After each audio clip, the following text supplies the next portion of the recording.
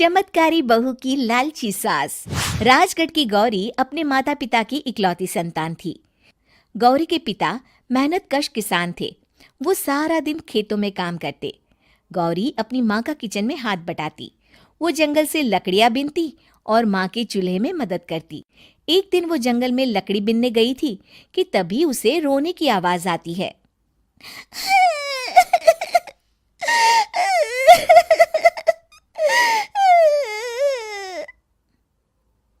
अरे, यहाँ कौन रो रहा है? इस जंगल में भला किसी के रोने की आवाज? जरूर कोई जंगल में फंस गया होगा। वो देखती है तो उसे एक परी दिखाई देती है जिसका एक पंख टूटा होता है।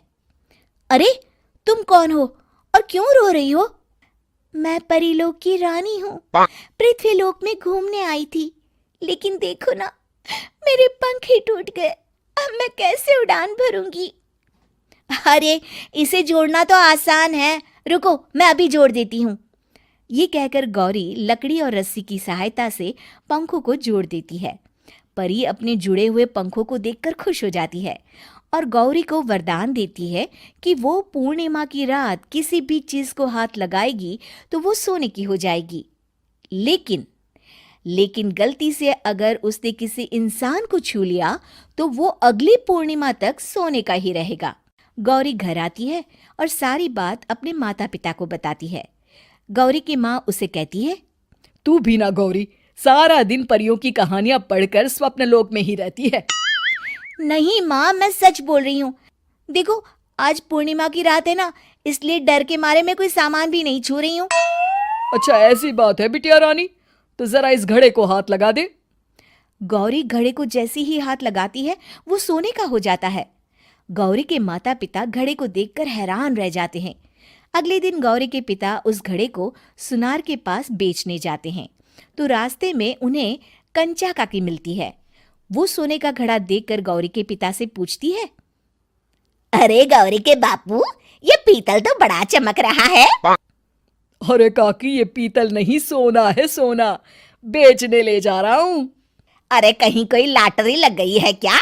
इतना सोना? गौरी के पिता काकी को गौरी को परी द्वारा दिए वरदान के बारे में बताते हैं। काकी गौरी के पिता की बात सुनकर सोच में पड़ जाती है और फिर अगले दिन काकी गौरी के घर आती हैं। गौरी के बापू, तुम्हारे लिए मैं एक खुशखबरी लाई हूँ। तभी गौरी की माँ पूछती है, क्या खुशखबरी है काकी? अरे, तुम्हारी बेटी का रिश्ता मैं अपने बेटे से करना चाहती हूँ।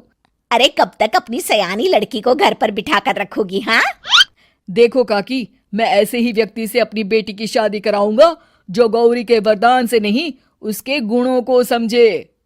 अरे, हमें तो गौरी के गुण अच्छे लगे, इसीलिए तो आ गई हूँ मैं।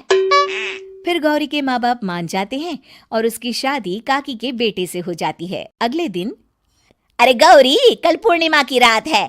तुम्हारे पिताजी परी के वरदान के बारे में बता रहे थे, तो मैं ना कुछ चीजें रख दूंगी, जरा हाथ लगा देना।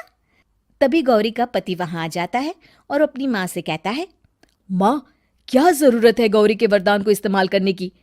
वैसे भी मेरी मेहनत से घर तो चल ही रहा है ना। और गौरी के पिता ने भी यही कहा था कि वो ऐसे ही व्यक्ति से उनकी बेटी की शादी करेंगे जो गौरी के वरदान से नहीं, उसके गुणों को समझे। अरे बस कर किताबी बातें। तेरे लिए क्या लड़कियों की कमी थी जो मैं ये किसान की बेटी घर ले आती? और सुन गौरी, कल अगर तूने सारी चीजों को सोने का नहीं किया तो मैं तुझे घर से निकाल दूंगी और अपने बेटे की दूसरी शादी करवा दूंगी, समझी? इतना कहकर गौरी की सास वहां से चली जाती है। अगली पूर्णिमा की रात गौरी की सास गौरी के सामने ढेर सारे बर्तन रख देती है और कहती है, जल्दी कर गौरी, रात खत्म हो जाएगी। जल्दी जल्दी इन सारे बर्तनों को हाथ लगाकर सोने का कर दे। गौरी करती भी तो क्या, वो जैसे ही एक छोटे से बर्तन को छूने वाली होती है कि उसकी सास भड़क जाती है। क्या मजाक बना रखा है? इतने छोटे से बर्तन में क्या होगा? ये ले, ये बड़ा वाला बर्तन। जैसे ही बड़ा सा बर्तन लेकर गौरी की सास उसकी तरफ बढ़ती है, वैसे ही बर्तन के बाहर से वो धड़ाम से गिर जाती है। सास को गिरा देख गौरी उन्हें संभालने दौड़ती है और वो सास को हाथ लगाकर कहती है, अरे सासू माँ, क्या हो गया आपको? कहीं चोट तो नहीं लगी ना? लेकिन जैसे ही वो हाथ सास से हटाती है तो देखती है कि उसकी सास सोने की हो गई है। गौरी सोनी की सास को देखकर रोने लगती है और अपने पति से कहती है, मुझे परी ने कहा था कि अगर मैं किसी इंसान को हाथ लगाती हूँ तो वो अगली पूर्णिमा तक सोने का ही रहेगा। अब मैं क्या करूँ? अरे करना क्या है, माँ को उठाकर अलमारी में रख दो। और हाँ, लालच का फल बुरा ही होता है। ज्यादा बड़े बर्तन को सोने का बनाने के चक्कर में माँ का ये हाल हुआ है। ये कहकर वो दोनों माँ की तरफ देखने लगते हैं।